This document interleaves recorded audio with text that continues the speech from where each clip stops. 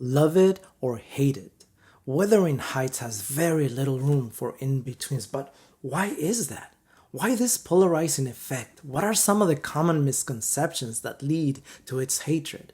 What are some of the things that lovers of Wuthering Heights appreciate? In this video, I will carry out a brief analysis of Wuthering Heights through what I consider a faulty lens of psychoanalytics, after which I will then try to address the polarizing effect Wuthering Heights has on public reception, and I will give my personal review of it. If you stay until the end, I will also say a few words about what the channel is about and see if I can get you to support me with a subscription or at least a thumbs up.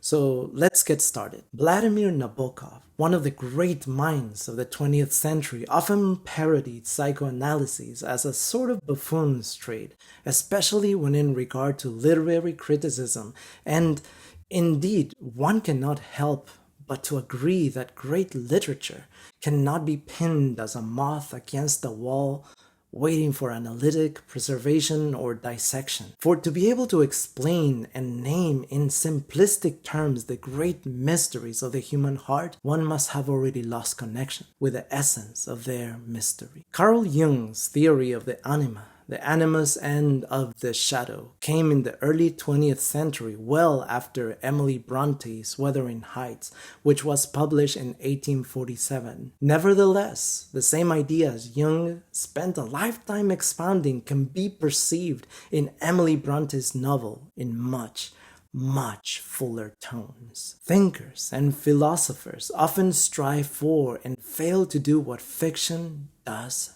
best: reveal truths about the human condition and the human heart. And in this way, fiction is the greatest oxymoron humanity has ever come upon. It is clear to most people that Heathcliff, our Byronic hero in Wuthering Heights, sometimes compared to and likely influenced by John Milton's Satan, can pass as a concomitant of the shadow. He is all that which young men often and rightfully suppress and yet at times also wish to attain. A brooding, vengeful, aggressive, and dominant nature anchoring back to our most basic selves. A non-intellectual understanding that he who is weak must become strong or perish. But what if the shadow takes over? Well, it's a dangerous territory that Heathcliff tramples on. He brings to Cathy as much pain as he brings her his love. One of Heathcliff's quotes that stood out to me the most the first time I read it when I was 21 years old is when in page 151 he says, "I have no pity. I have no pity. The more worms writhe, the more I wish to crush out their entrails."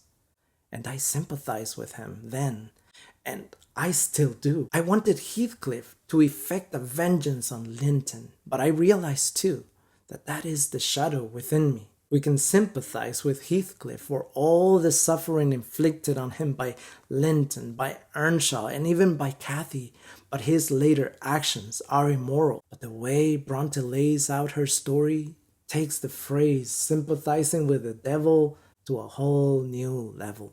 Sometimes one can't help but think that there is something of Heathcliff within us all, whether we want to accept it or not. We all also subconsciously want someone who is willing to give everything for us, someone we are willing to give everything for, someone who is our soulmate.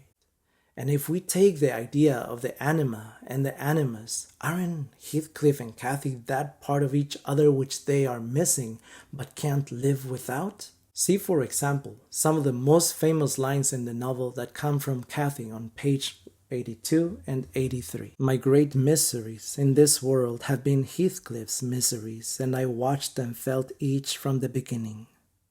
My great thought in living is himself. If all else perished and he remained, I should still continue to be.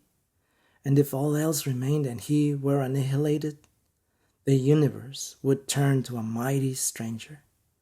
I should not seem a part of it. My love for Linton is like the foliage in the woods. Time will change it, I'm well aware. as winter changes the trees. My love for Heathcliff resembles the eternal rocks beneath, a source of little visible delight but necessary. Nellie, I am Heathcliff. He's always, always in my mind, not as a pleasure, any more than I am always a pleasure to myself, but as my own being. So don't talk of our separation again. On a rather similar vein, although vastly different circumstances, Heathcliff says on page 169, "Be with me always, take any form, drive me mad, only do not leave me in this abyss where I cannot find you. Oh God, it is unutterable. I cannot live without my life. I cannot live without my soul." This very romantic ideal, and I don't mean romantic as in romance, but rather as part of the fabric that makes the larger concept of Romanticism.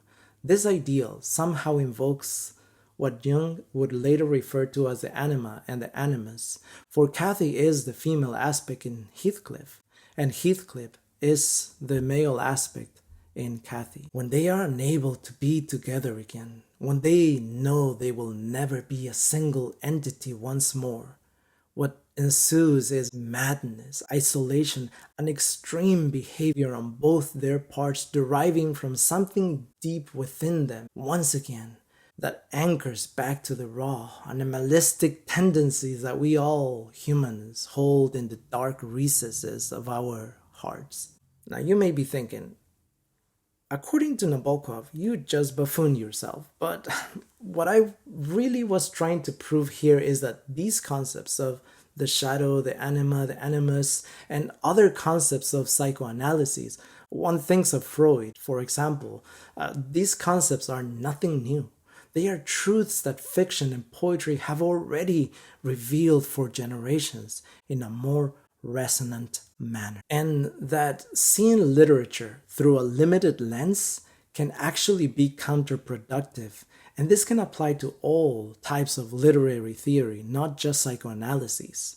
To clarify, different literary theories can be helpful, but they should never be the only lens through which we experience literature. For I believe these theories, often instead of expanding, are actually trying to limit what one can say, think, and feel towards or about literature. Wuthering Heights is vast and full of depth and should be approached with the same curiosity of a child exploring a new world for the first time and understanding that they will fail to see or understand many things.